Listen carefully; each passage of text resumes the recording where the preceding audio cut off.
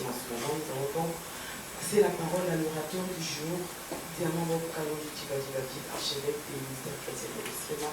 Il va nous expliquer le contexte, le concept, même le déroulement de la cure d'âme de la nation. Papa, vous avez donc votre temps de parole, après c'est là pour nous écouter et nous sommes disposés. Merci Madame Nancy, c'est un plaisir. Chers professionnels de médias, chers invités, à ce point de presse sur la cure d'âme de la nation congolaise qui a pour thème, l'évêque Abraham nous l'a dit, travaillons avec Dieu aux solutions politiques, sécuritaires, économiques et sociales de la République démocratique du Congo. À travers vous, je m'adresse à toute la nation. Cela fait plusieurs décennies que la République démocratique du Congo, en sigle RDC, ce beau pays que l'Éternel nous a donné, traverse des crises multiformes dans tous les domaines de la vie nationale, au niveau politique, sécuritaire, économique, social, culturel, etc., mettant les fils et les filles du pays en conflit permanent. Des tentatives de solutions ont été proposées à travers des concertations et des dialogues politiques, plus d'une trentaine depuis l'indépendance, partant principalement du colloque général entre la haute administration coloniale de Bruxelles, conférence table ronde politique belgo-congolaise de Bruxelles, disais-je, en partant de la table ronde de Léopoldville, la conférence de Tananarive, le conclave de Lovanium, la conférence de Coquillatville, la conférence nationale souveraine, le dialogue intercongolais dit de Sun City, le dialogue politique de la cité de l'OUA, le dialogue politique global et inclusif sous la médiation de la conférence épiscopale nationale du Congo, etc. Jusqu'à ce jour, les belles et pourtant bonnes recommandations, les accords et résolutions issus de ces assises tardent à donner des résultats escomptés de manière durable. Ce qui démontre à suffisance qu'un acteur clé n'est pas pris en compte dans la recherche des solutions aux problèmes de la RDC. Cet acteur clé, c'est le Dieu éternel, créateur des cieux et de la terre, y compris la République démocratique du Congo. En impliquant Dieu dans la recherche des solutions aux problèmes de la RDC, on se rend compte rapidement que la pauvreté structurelle, l'insécurité persistante, les crises politiques récurrentes, le délabrement économique, la corruption rampante et les perturbations sociales ont leur cause profonde dans l'invisible, dans le spirituel. Dans la parole de Dieu, il est clairement affirmé que certains actes et certains comportements que Dieu réprouve d'une nation provoquent sa souillure et par conséquent perturbent son rapport avec Dieu tout en y laissant ou en y installant la malédiction qui est une puissance négative ayant pour effet d'attirer des méfaits. Une malédiction continue à opérer tant qu'elle n'est pas arrêtée et révoquée par la puissance de Dieu. C'est pour cette raison que les enfants de Dieu passent par le processus appelé cure d'âme, qui consiste à nettoyer leurs âmes pour les débarrasser des blessures intérieures et ainsi les délivrer des liens maléfiques.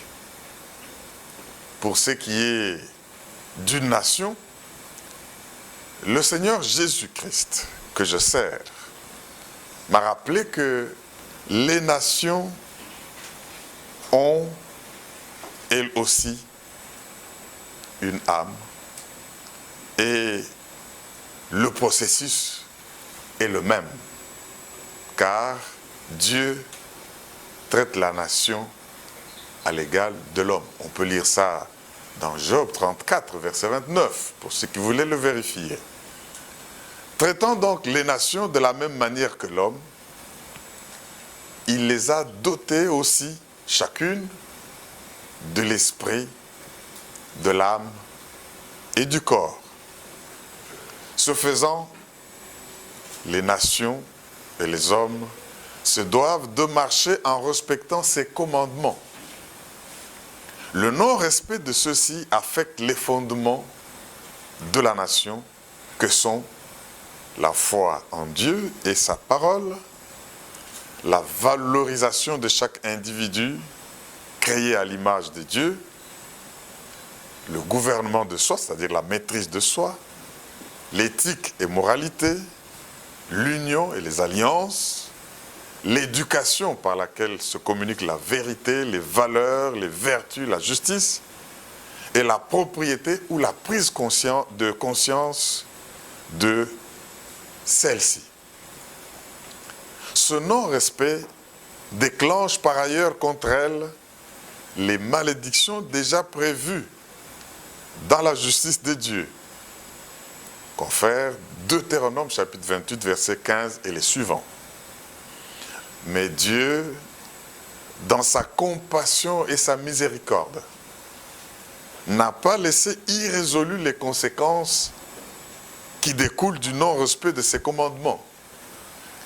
De même qu'il a prévu la cure d'âme pour tout individu qui revient à lui, de même aussi, il a conçu la cure d'âme pour toute nation qui se tourne vers lui. Tel que l'on peut s'en rendre compte dans le livre de Joël au chapitre 2, verset 13 et les suivants. La cure d'âme, comme son nom l'indique, est une assistance thérapeutique psycho-spirituelle basée sur la parole de Dieu, apportée à une personne en détresse par des conseils, des encouragements, pour l'aider à s'identifier par rapport à elle-même et aux autres et s'identifier par rapport à Dieu. S'agissant d'une nation, la cure d'âme consistera en l'exploration des mentalités, des habitudes et comportements collectifs du peuple dans le but d'identifier la source des problèmes de son vécu, pour y apporter des solutions tirées de la parole de Dieu et d'orienter son âme vers les voies de Dieu en vue de la restauration de ses fondements. Ce que nous dit Ésaïe 55, versets 3 à 10. Parce que si les fondements sont renversés, le juste, que peut-il faire?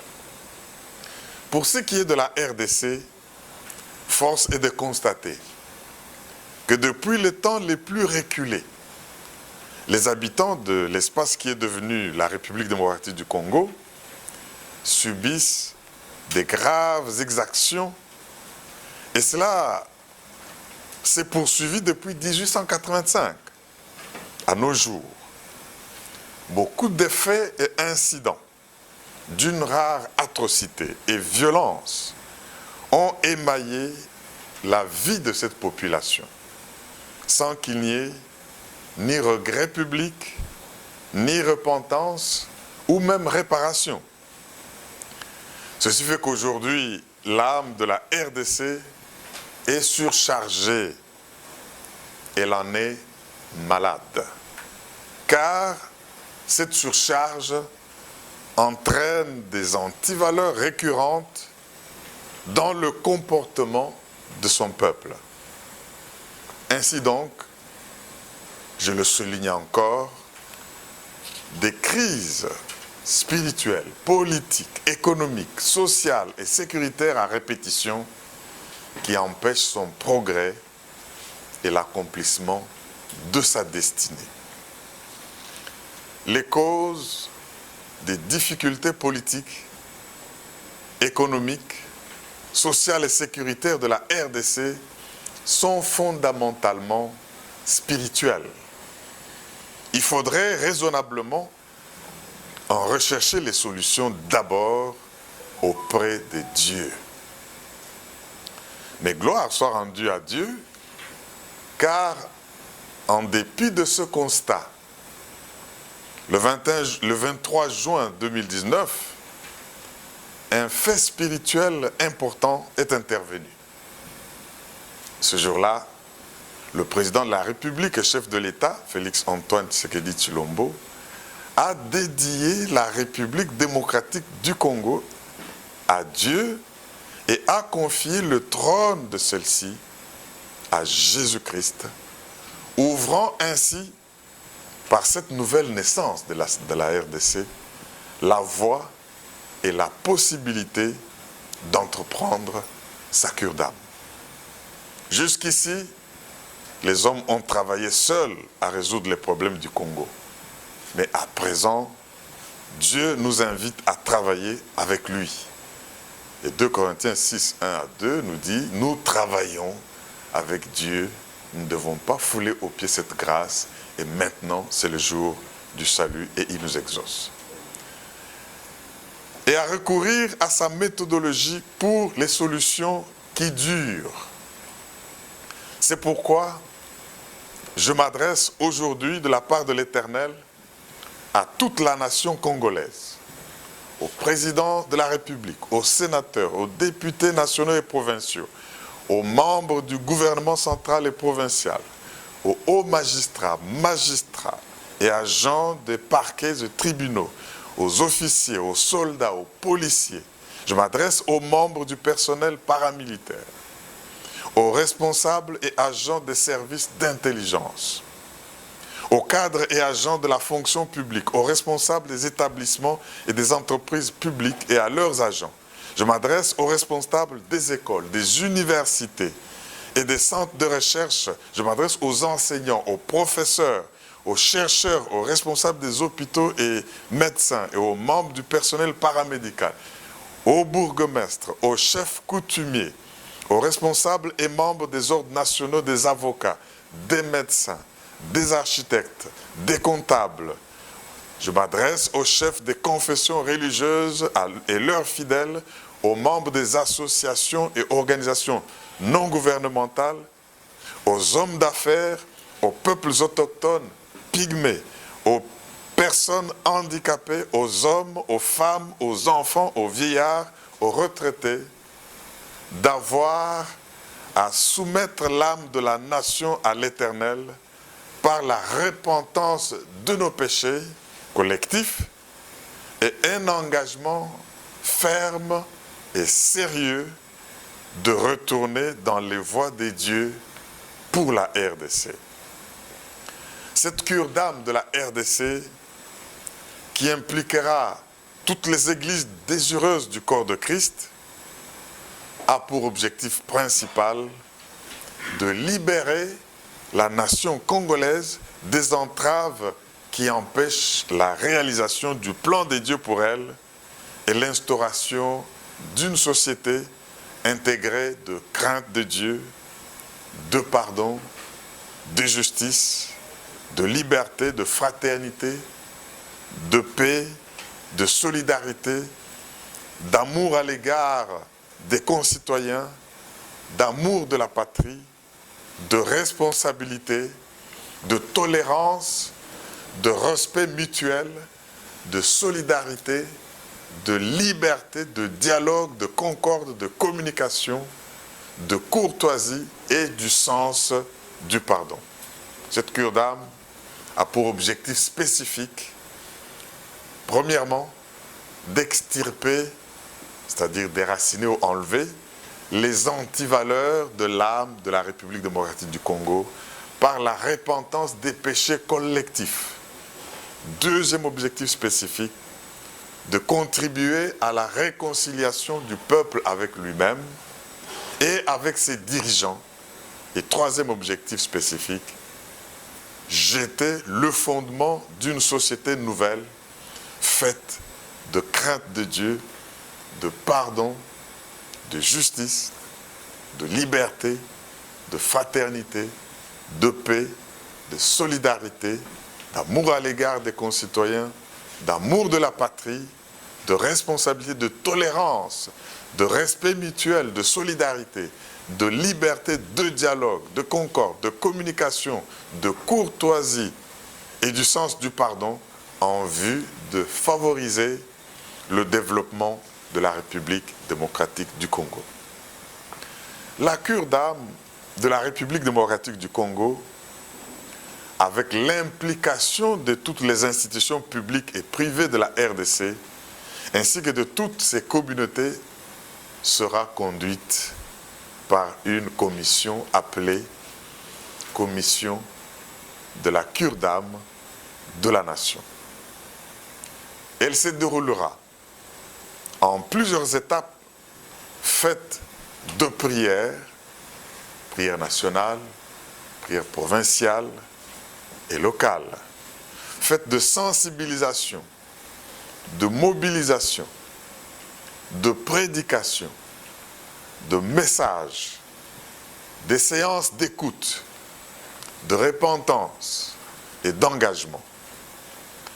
La clôture de cette première phase sera marquée par une grande cérémonie nationale et publique de repentance et de réconciliation appelée Grand Rituel de réconciliation, qui sera scellé par le pacte national de paix et de réconciliation.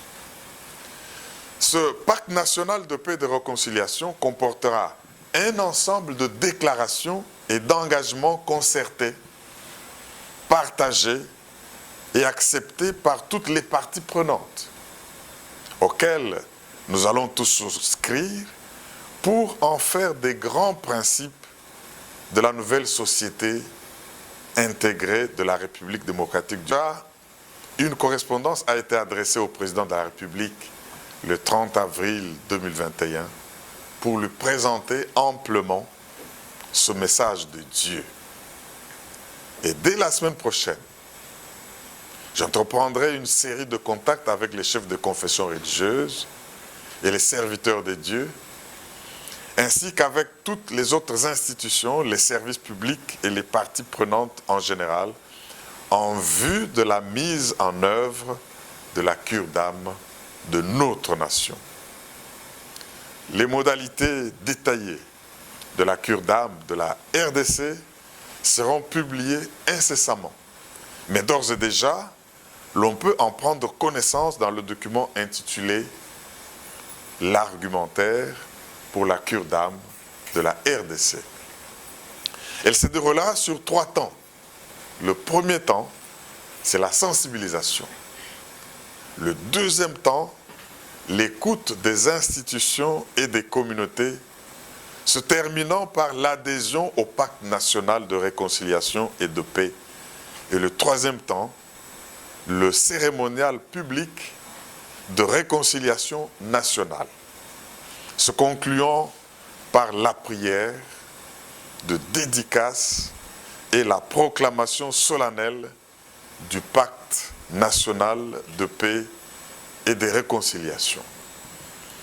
À l'issue de la cure d'âme de la RDC, les résultats suivants sont attendus.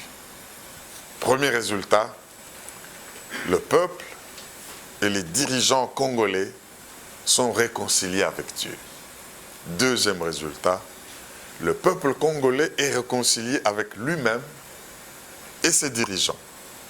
Et troisième résultat, les fondements spirituels de la société nouvelle sont instaurés, à savoir la foi en Dieu et en sa parole, la valorisation de chaque individu, le gouvernement de soi, c'est-à-dire la maîtrise de soi, l'éthique et moralité, l'union, c'est-à-dire l'alliance, l'éducation, qui véhicule des vérités, des valeurs, des vertus et la justice dans le peuple et les enfants, et la propriété, c'est-à-dire la prise de conscience de celle-ci.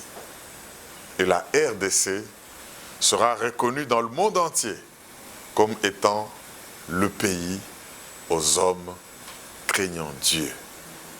Chers professionnels des médias, chers invités, tout en soutenant l'état de siège ordonné dans les provinces de l'Ituri et du Nord Kivu par son Excellence, Monsieur le Président de la République, Félix-Antoine Tshisekedi Tshilombo, notre confession religieuse, les églises non dénominationnelles du Congo, avec l'ensemble du corps de Christ, prions pour la protection de nos forces armées, de notre police nationale et de leur commandant suprême, avec la foi que Dieu, le Dieu des cieux, à qui la RDC est dédiée, lui qui entend nos prières, donnera la victoire à nos militaires et policiers et le succès à l'état de siège.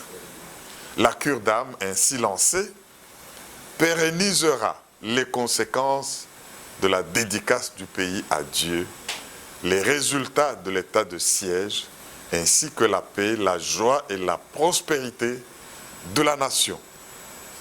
Que Dieu bénisse la République démocratique du Congo, ses dirigeants et son peuple.